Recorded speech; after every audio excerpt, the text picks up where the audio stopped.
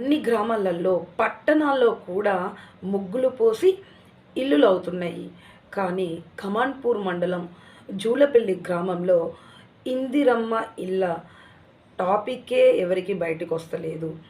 పాపం ఇల్లు లేని పేద ప్రజలు ఎవరిని అడగాలో తెలియట్లేదు, ఎవరితోటి పని అవుతుందో తెలియట్లేదు, ఏం చేయాలో తెలియట్లేదు.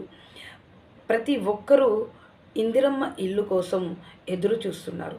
కాబట్టి సీఎం రేవంత్ రెడ్డి గారిని, ఐటీ మినిస్టర్ శ్రీధర్ బాబు గారిని జూలపల్లి గ్రామ ప్రజల తరపున నేను రిక్వెస్ట్ చేస్తున్నాను సార్. దయచేసి మా జూలపల్లి గ్రామ ఇల్లు లేని కుటుంబాలకు ఇందిరమ్మ ఇల్లును అందించాలని, ఇందిరమ్మ ఇల్లు పథకము తొందరగా అందాలని మనస్ఫూర్తిగా కోరుతున్నాను.